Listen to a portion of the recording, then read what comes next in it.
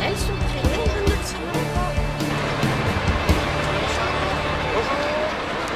Bonjour, c'est pas le chauffeur, c'est Steven. Ah, Steven.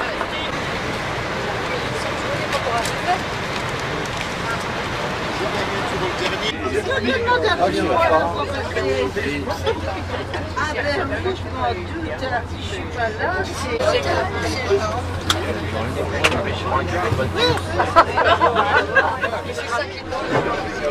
Voilà. Je vais vous donner le programme avant la dégustation. Donc nous allons visiter la biscuiterie avec dégustation et possibilité d'achat. Normalement c'était prévu à 10h30, mais... Ah oui, Ensuite nous allons rejoindre Amiens pour embarquer sur le bateau Picardie pour un déjeuner croisière en longeant les ortillonnages. Ensuite, vers 15h30, visite guidée de la cathédrale d'Amiens, cathédrale Notre-Dame. Une visite guidée. La fin de la visite vers 17h pour un retour vers Tournai.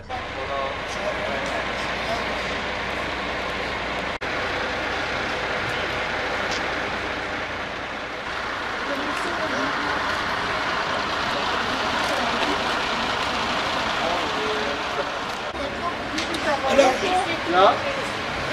Ah, il y a des...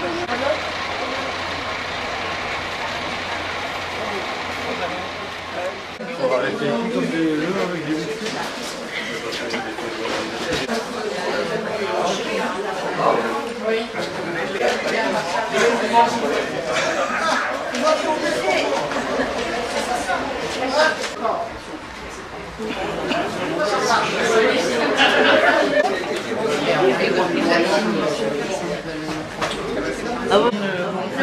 Enfin, je changerai un peu bricole.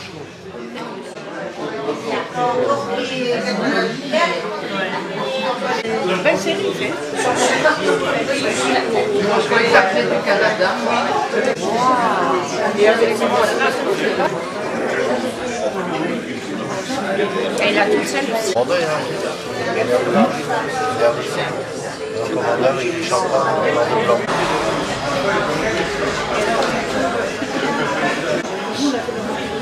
Est-ce qu'ils ont voulu café?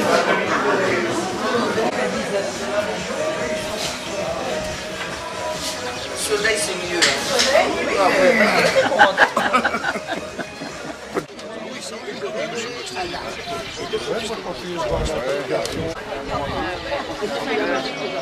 C'est ce qui va expliquer, c'est qui vous fait la... Avec l'italienne. Et alors, maintenant, on voit l'italienne. Il était au siège.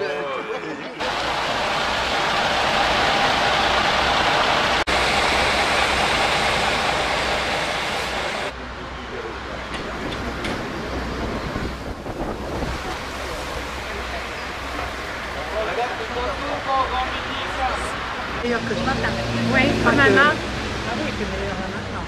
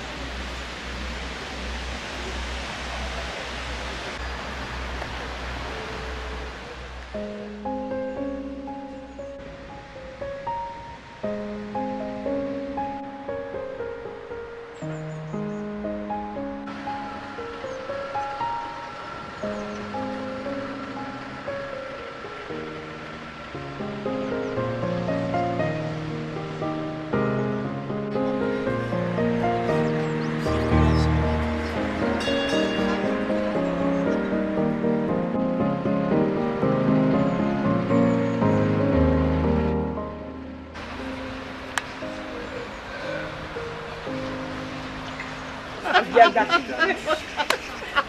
Eh bien non. On dirait moi au travail.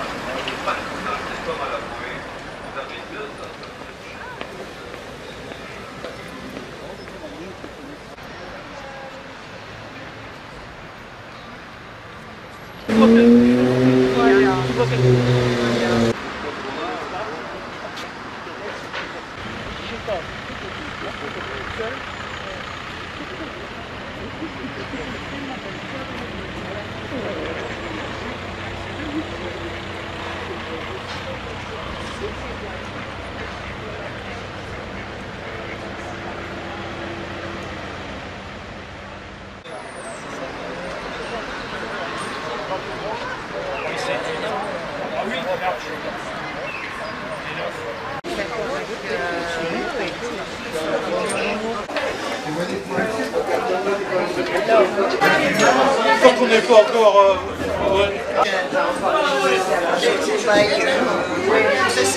Parce que Daniel il va arriver. Ah, bah, Ah bon. C'est une catastrophe.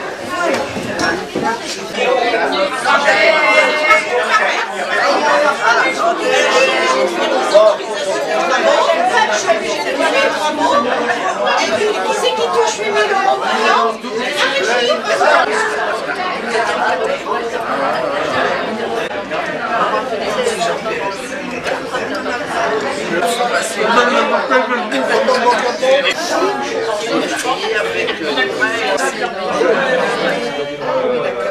À la bonne ventre.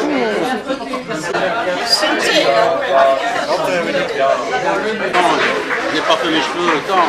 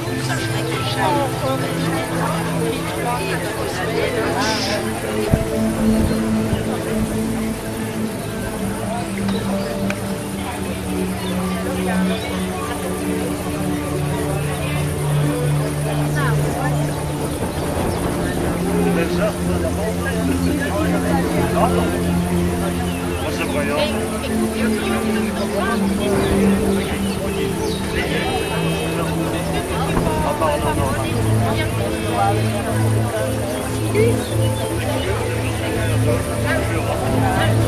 de pasteur qui a vu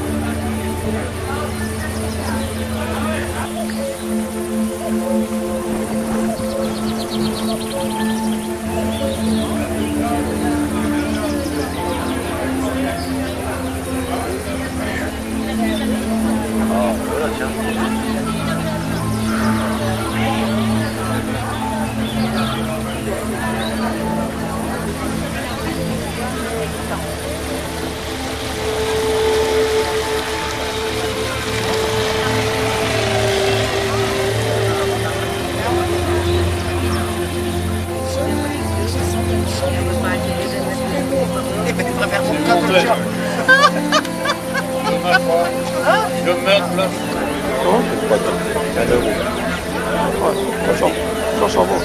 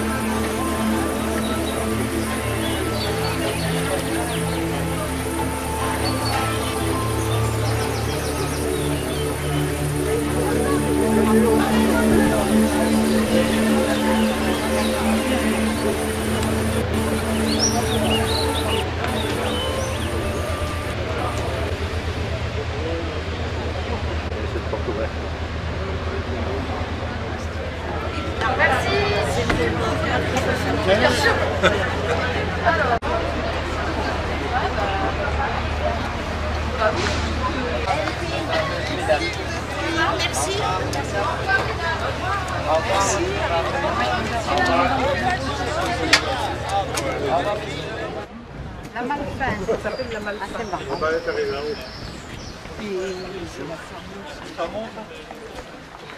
Tiens, un plastique pour les cheveux. Il y avait 5.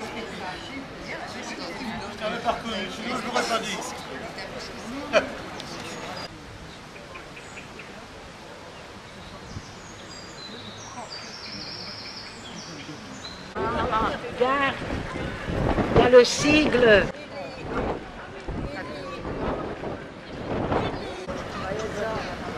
Demain il fait 24, donc ça va. C'est encore un temps.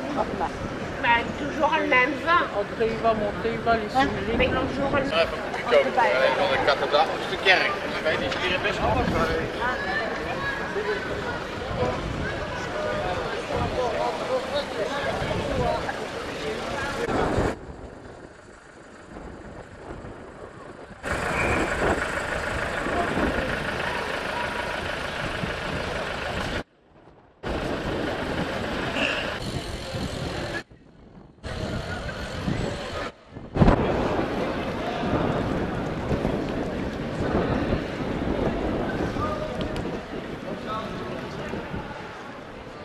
c'est le temps idéal le matin. C'est Picardie.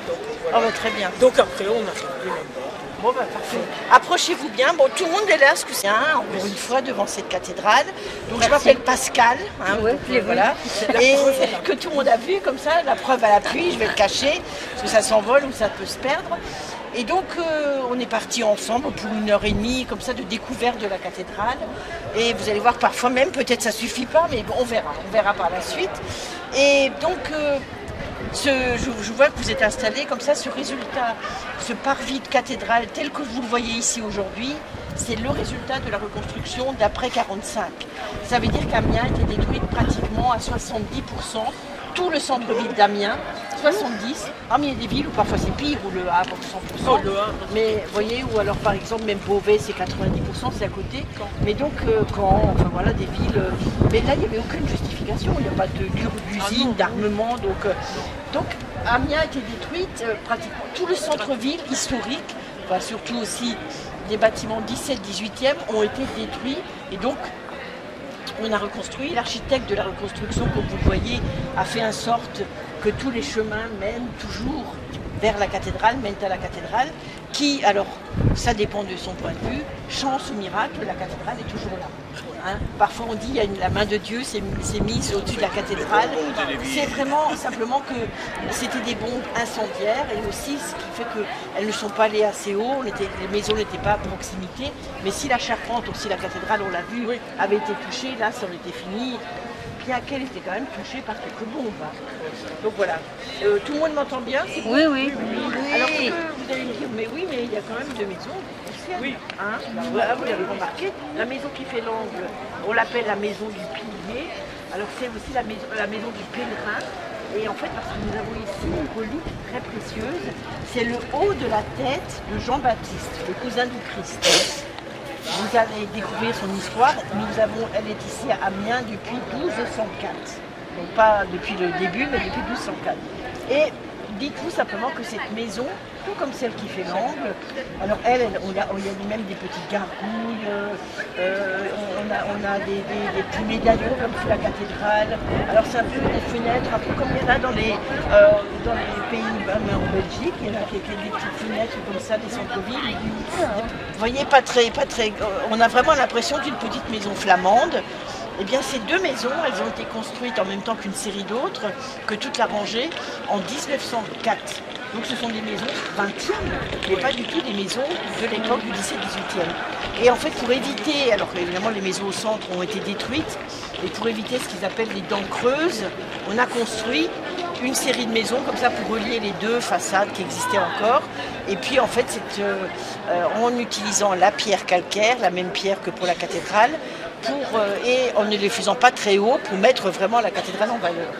Si on s'est installé ici, c'est parce que je voulais vous montrer un autre bâtiment que je montre toujours, c'est le Beffroi. Et c'est vraiment le symbole des libertés de la commune, les bourgeois d'Amiens, qui voulaient faire sonner l'heure. Il y avait une cloche qu'on appelait la vente cloche. Elle rythmait l'heure de travail des salariés, je veux dire. Aussi, j'ai le droit d'exister dans cette ville. C'est moi qui fais travailler les salariés, donc je peux exister. Et je les fais travailler de telle heure à telle heure. Les cloches de la cathédrale, c'est autre chose, mais en tout cas, les cloches du Beffroi. Et ensuite, vous avez surtout un peu de la galerie des rois. Alors, que viennent faire cette galerie des rois à Amiens? Parce qu'à Paris, c'est un peu logique, c'est la capitale de la France. À Reims, vous savez que c'est la ville où sacrent les rois. Tous sont obligés d'être sacrés là-bas. Mais alors ici, à Amiens, en fait, Amiens, ils sont 22, les rois. Et on dit que ce sont les rois de l'Ancien Testament, les rois de Juda. Et donc c'est les ancêtres de la Vierge. Ils sont 22 et ils mesurent, alors on est à 30 mètres de hauteur, et là ils mesurent 3,76 mètres. Donc ils sont assez importants et assez imposants. Ils veulent vraiment se montrer quand on les regarde, on regarde uniquement leur tête, elle est énorme comme ça. Et leur seule fonction, on ne les reconnaît pas, on ne connaît pas Henri IV, de Louis XIV. Ils viennent de beaucoup plus princes. On rentre dans Notre-Dame d'Amiens. Alors ensuite, vous avez la rosace, qui fait quand même 13 mètres de diamètre. Et cette rose, au sol, je vais vous montrer ce que ça représente. Mais ça rappelle en fait l'arène d'un cirque. Vous savez, un cirque avec des chevaux et un cirque, il nous en reste en France, des cirques en dur. Alors on en a à Paris, le plus connu c'est le Palais d'Hiver, il a été copié sur ce modèle-là aussi. Et le cirque chez nous, donc c'est une institution alors, qui a été construite au 19e pour le centenaire de l'anniversaire de la Révolution française, donc 1889, c'est important. Et donc c'était un lieu de divertissement. Alors il y a des cirques qui viennent s'y installer, ils aiment bien parce qu'ils ont de quoi s'installer avec les chevaux, les animaux. Donc il y a vraiment tout ce qu'il faut, les coulisses, c'est vraiment très sympa. Et c'est en dur, quoi. Ils n'ont pas besoin de monter leur propre chapiteau, leur cirque Grulus, etc. Il y a parfois même des spectacles. Des spectacles, des chanteurs qui viennent et des hommes politiques, mais c'est un peu plus dur pour eux parce que maintenant quand on dit il était au cirque, vous voyez, ou quel cirque, monsieur un tel au cirque, donc les titres, voilà, on peut se moquer d'eux, donc ils viennent. Alors je sais qu'il y en a qui venaient plus souvent avant, mais maintenant les journalistes se permettent. Donc voilà, impeccable. Et alors le cirque s'appelle Jules Verne parce que l'écrivain Jules Verne, il est né à Nantes, mais il est venu s'installer ici à Marseille. On a mis une petite, il avait une tourelle, mais en fait c'est un des auteurs français qui ça paraît incroyable. On a les deux, alors cette fameuse rosace 13 mètres de diamètre, et vous avez les deux tours qui n'ont pas la même hauteur, 63 et 65 mètres, mais quand même, quand on parle de chiffres ici, à Amiens, n'empêche, c'est une des dernières, il y a quand même, c'est énorme, 63 mètres de hauteur et l'autre 65. Elles ne sont pas de hauteur égale, elles ont été construites plus tard. On a commencé par construire, par s'arrêter, on a construit les portails, la galerie des rois, et puis on s'est arrêté au-dessus de la rose. C'était une sorte de quadrilatère, et on a rajouté les deux tours par la suite. C'était pas grave, au Moyen-Âge, on n'aimait pas trop la symétrie. Qui sont symétriques. Mais c'est vrai qu'un des architectes du 19e aurait préféré qu'elle soit symétrique. Mais on s'habitue, c'est la personnalité du dernier. Et puis après on monte parce qu'il y a du vent. Il y a beaucoup de vent ici. Oui, il y en a partout. Oui. Alors il y a une histoire qui dit, parce que c'est une histoire vraie, que deux amis se promenaient il y a très longtemps aux abords de la cathédrale. C'était le vent et la médisance. Et la médisance est rentrée à l'intérieur. On peut remplacer la médisance si vous voulez par la beauté. Par la beauté, mais la médisance rentre à l'intérieur et elle s'installe dans ce qui était autrefois les stalles. Et en fait, elle s'est sentie tellement bien qu'elle y est restée. Pas très gentille. C'est une histoire vraie, on n'est pas sûr. Et c'est depuis qu'il y a du vent, tout découvre. Voilà, c'est tout.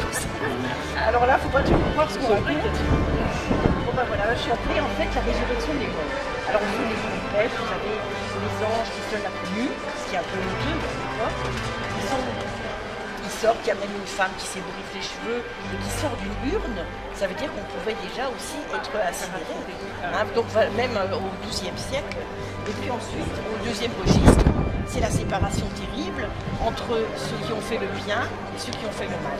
Et là, il n'y a pas d'histoire. Ceux qui ont fait le bien vont au paradis et ceux qui ont fait le mal, on le sait à peu près. On va en enfer. Et vont en enfer.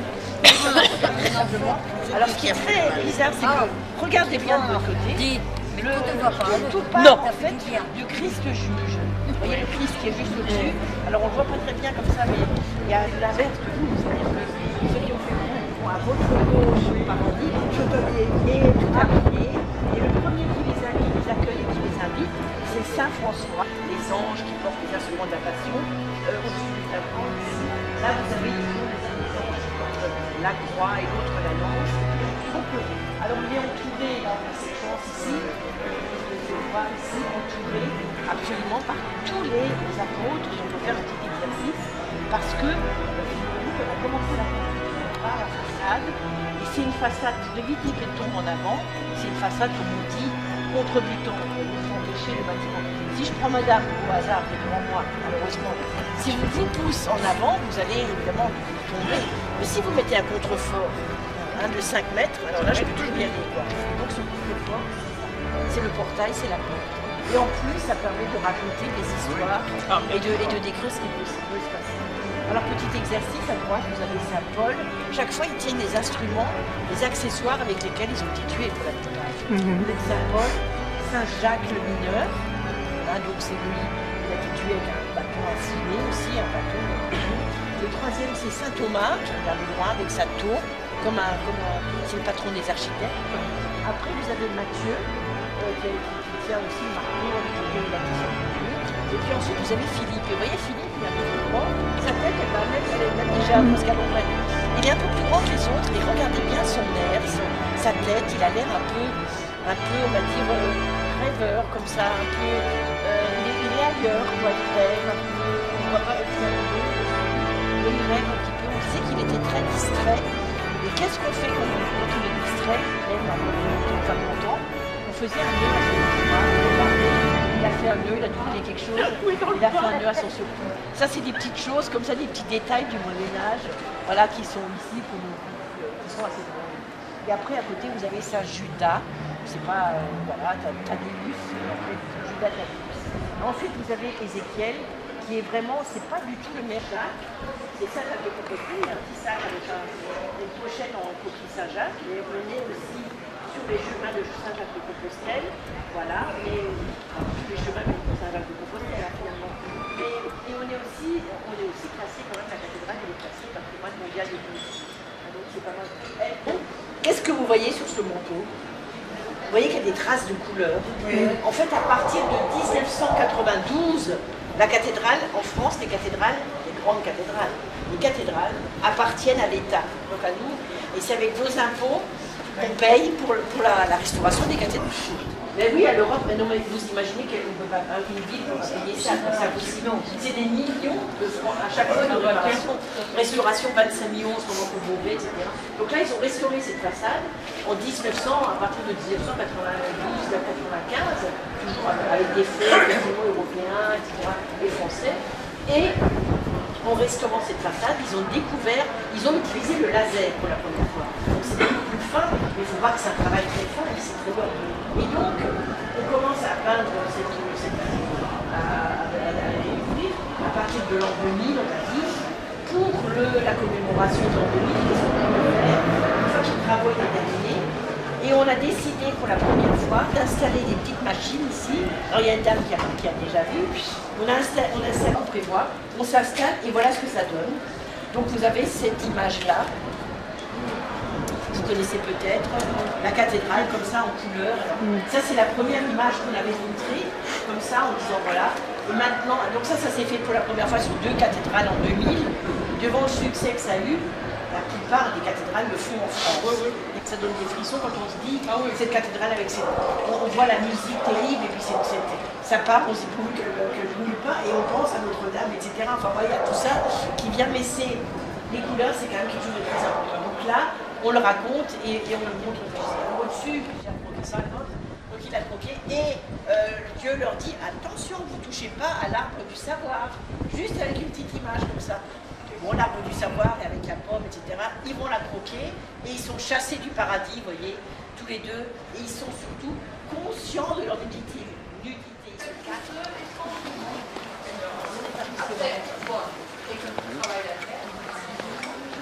La chasse.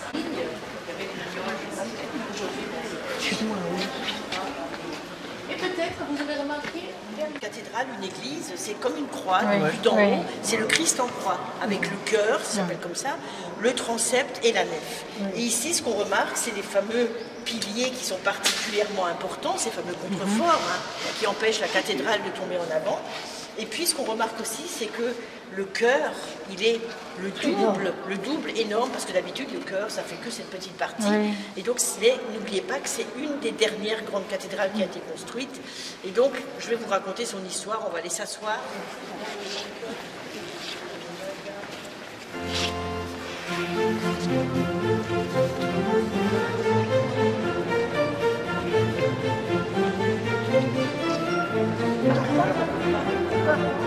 Oui, c'est les cosmètes.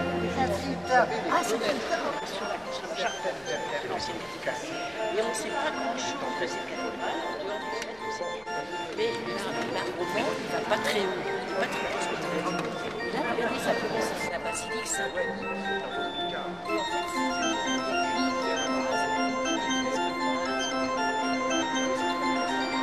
oui, exactement. Mais après, vous dites que comme ça,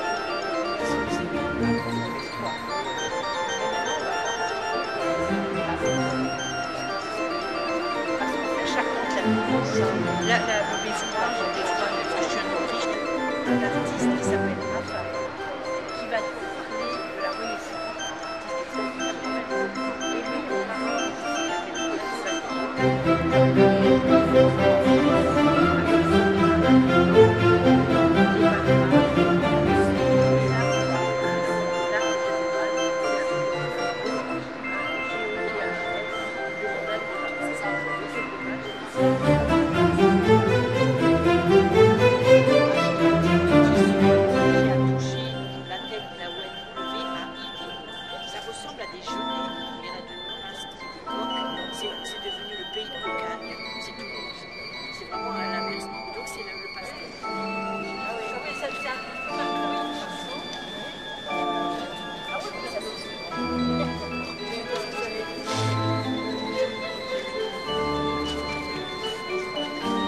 Saint-Quentin, vous voyez ce que je veux dire, ils travaillaient, ils faisaient leurs heures, ils étaient bien respectés, payés, des hommes de métier. Venez par ici, approchez-vous bien. Il reste encore aujourd'hui trois labyrinthes en France, Saint-Quentin dans l'Aisne, je vous ai déjà parlé, il reste Chartres et il reste Amiens. Alors c'est pas l'original, celui-ci date du 19e siècle, il a été refait, restauré, parce qu'il était abîmé, et l'original, enfin on voit presque plus rien, est au musée de Picardie. Donc ça c'est en pierre, et ça c'est du cuivre là. Ah, oui. Regardez bien, c'est écrit, juste ici c'est écrit en l'an de grâce 1220 quoi, enfin bon. L'œuvre de cette cathédrale fut tronco-manchée, bon ça s'écrivait comme ça. Évrard c'est l'évêque qui est enterré là-bas, qui est inhumé là-bas, on a noté son sarcophage là-bas. Évêque était évêque, etc. De la ville. C'était à l'époque de Philippe le Sage, donc c'était Philippe le Bel qui était roi à l'époque. Et puis en fait avec Maistre, alors on a Maître Robert, c'est Maître Robert de Luzarches. C'est une ville qui est à côté de Paris, Luzarches. Fut le premier évêque, c'est lui, fut le premier architecte, c'est lui qui a dessiné les plans de cette cathédrale. Et puis Maistre Thomas c'est pas trop des architectes en plus. Maître Thomas vint après lui, de Courmont, et après lui vient son fils Renaud, Maître Renaud, qui fit placer l'inscription en l'an de l'incarnation. Alors c'est marqué 1300-12 et ça vous fait 1281. Alors on se rend pas compte aujourd'hui, comme on dit, ce sont les gens qui ont travaillé sur ce chantier, les meilleurs, l'équipe, les meilleurs compagnons qui ont travaillé sur les autres chantiers, qui savaient que c'était une des dernières grandes cathédrales, les 88 cathédrales, et donc en 1288 il est terminé, c'était extrêmement rapide. Pendant une semaine, le 21, le 22, 23, etc., tous les matins à 8h30, quand s'il fait beau, il fait toujours beau, vous savez bien ici, comme chez nous. Un soleil magnifique, donc tous les matins, s'il y a du soleil, à 8h30, ici, il y a le soleil qui luit et qui vient frapper ces pierres centrales du labyrinthe. Et donc c'est presque un petit miracle, quoi, on va dire, mais ça veut dire aussi que les gens, que ça a été calculé. Et là, je vous invite à regarder qu'il y a une follette, à lire qu'il y a une follette. Oui. Et Auguste Rodin, là, pour le restaurer. Et en fait, c'est le buffet, il est dans cette boîte, et ça, ce sont des sommes, c'est pour ça, on se dit, après ça, de refaire ça, et là, c'est le siège.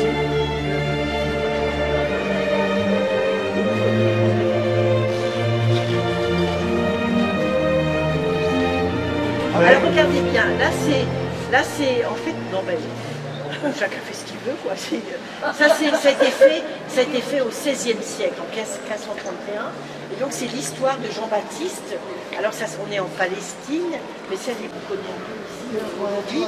Il vit sans être marié, en gros, avec une femme qui s'appelle Hérodiade. En gros, c'est comme ça de il vit avec cette femme, il est marié, et Jean-Baptiste.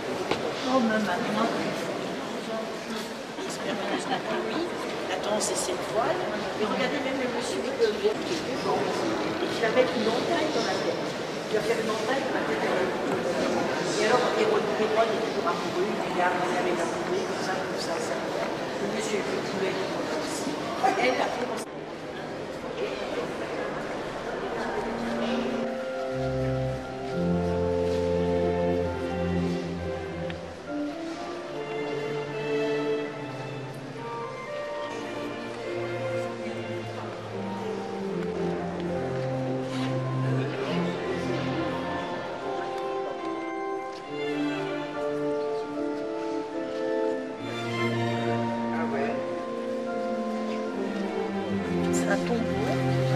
qui avait été fait pour un chanoine qui avait commencé. Pas très sympathique, c'est vraiment pas très. Et finalement, ce qu'il a fait, le sculpteur, il a rajouté le petit ange pleureur, et là, ça plut à tout le monde.